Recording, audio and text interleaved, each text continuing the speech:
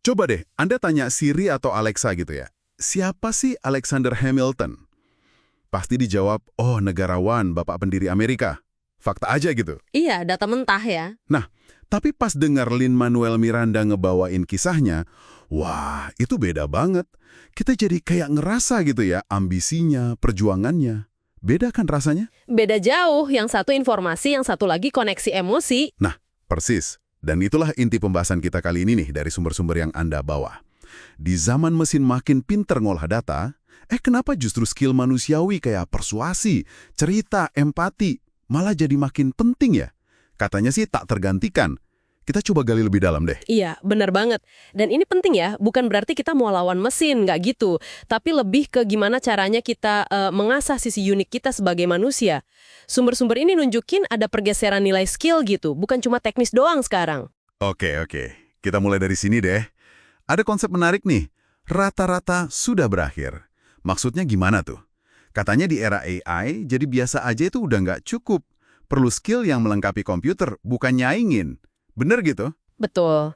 Jadi gini, AI itu kan jago banget ya buat tugas-tugas yang basisnya data, hitung-hitungan. Contohnya AI Poker Libratus itu. Wah, dia bisa menang lawan pemain top dunia loh. Keren. Tapi, nah ini tapinya, AI itu nggak bisa baca intuisi, nggak bisa baca gertakan, nggak bisa ngerasa suasana di meja poker itu gimana. Oke. Sisi manusianya ya. Iya. Atau contoh lain, robot Todai di Jepang. Dia jago banget ngerjain soal tes masuk universitas yang hafalan fakta. Tapi, dia kalah loh sama 20% siswa yang mikirnya kreatif, kritis, yang bisa jawab di luar pakem. Nah, disitulah kekuatan kita ya berarti. Yang sering disebut pakai istilah Yunani kuno itu, pathos. Kemampuan nyentuh emosi, bangun hubungan. Kayaknya mesin belum bisa deh yang ini. Dan ini tuh bukan cuma soal perasaan loh, ada sainsnya. Ada riset saraf dari Paul Zek, dia nemuin kalau cerita yang bagus itu bisa bikin otak kita ngeluarin, oksitosin. Oksitosin, hormon cinta itu bukan sih? Bukan cuma cinta, tapi lebih ke kepercayaan, ikatan sosial gitu. Nah, terus ada lagi nih, studi dari Uri Hasson. Namanya neural coupling. Neural coupling, apa begitu? Jadi, waktu kita dengerin cerita yang emosional gitu ya, pola aktivitas otak kita sama si pencerita itu jadi kayak sinkron, nyambung gitu. Wah, serius? Jadi kayak otak kita nyetel sama otak dia gitu? Iya, persis. Secara biologis, cerita itu benar-benar bisa nyatuin pikiran kita sama audiens. Ini koneksi mendalam yang, ya, AI sih belum nyampe ke sana, jauh. Gila, keren banget ya. Berarti alat paling ampuh buat bangun pathos sama neural coupling ini ya cerita. Saya jadi ingat kisah Haseb Qureshi dari sumber Anda. Mantan pemain poker jadi software engineer yang dicari-cari. Ah iya, Haseb. Katanya bukan cuma karena jago ngoding, tapi cara dia cerita pas wawancara itu loh yang bikin dia beda. Betul, cerita perjalanannya tuh kuat banget. Atau Brian Chesky dari Airbnb deh. Gimana coba dia bisa yakinin orang soal ide yang awalnya kedengeran, ya ampun, aneh banget kan. Nginep di rumah orang asing gitu loh. Katanya dia pakai struktur cerita klasik ya? Iya, dia pakai narasi 3 babak yang bikin orang relate gitu. Ada masalahnya apa, solusinya apa, terus visinya ke depan gimana. Kayak masalahnya kan susah cari penginapan murah, atau mau dapet duit dari kamar kosong.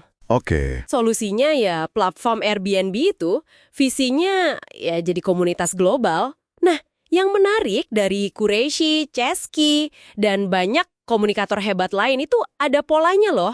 Apa tuh polanya? Salah satunya, dan ini penting banget, kesederhanaan. Mereka pakai bahasa yang gampang dimengerti. Nggak jelimet. Ingat Kapten Sally pas mendarat darurat di sungai? Oh, yang brace for impact? Nah, itu dia. Bersiap untuk benturan. Singkat, jelas, tepat sasaran pas lagi genting. Nggak pakai basa-basi. Terus, mereka juga nyampein inti pesannya cepet. Fokus ke gambaran besar. Mungkin di 15 detik pertama udah dapat gitu poinnya. Kayak logline film lah. Biar langsung ngena ya. Betul. Dan satu lagi, mereka sering pakai analogi atau metafora. Biar yang rumit jadi gampang dipahami. Warren Buffett tuh jago banget soal ini.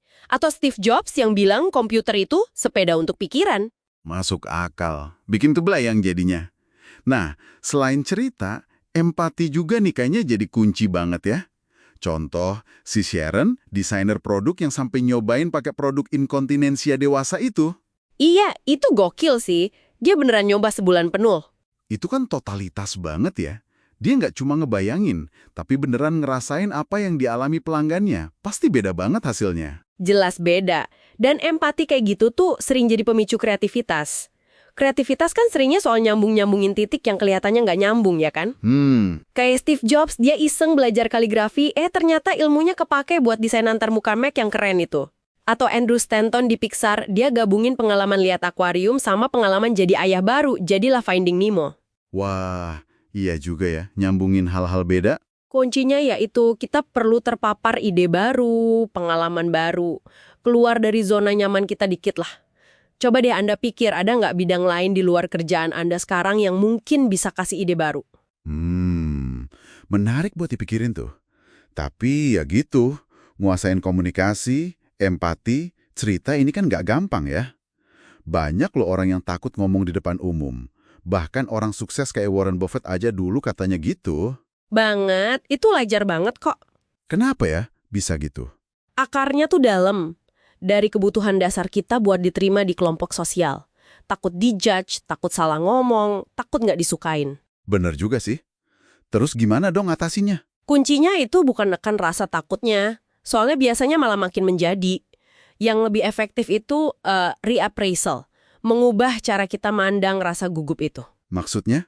Jadi, daripada mikir jantung deg-degan itu tanda bahaya, coba lihat itu sebagai energi ekstra. Atau sebagai tanda kalau kita tuh peduli sama audiens, peduli sama apa yang mau kita sampaikan. Oh, diubah jadi positif gitu ya? Iya. Ada juga riset dari Sian Baylock. Katanya, latihan dalam kondisi yang ada sedikit tekanan, misalnya presentasi di depan teman deket atau rekan kerja yang suportif, itu bisa ngebangun PD pelan-pelan. Ini bukan soal jadi nggak takut sama sekali, tapi lebih ke belajar ngelola energi gugup itu jadi sesuatu yang produktif. Oke. Jadi kalau kita tarik benang merahnya nih dari semua obrolan kita, intinya apa dong? Di tengah dunia makin banyak AI, otomatisasi, skill-skill manusia kayak komunikasi yang jelas, cerita yang nyentuh, empati, kreativitas, itu jadi kayak kekuatan super kita gitu ya, yang bikin kita beda. Persis. Teknologi itu alat, bakal makin canggih terus, tapi yang ngasih makna, yang ngasih tujuan, yang paling penting yang bangun koneksi antar manusia ya kita. Kemampuan-kemampuan ini nilainya bakal terus naik, nggak ada matinya. Sip. Nah, sebagai penutup nih, mungkin ada satu pertanyaan buat Anda bawa pulang dan renungkan.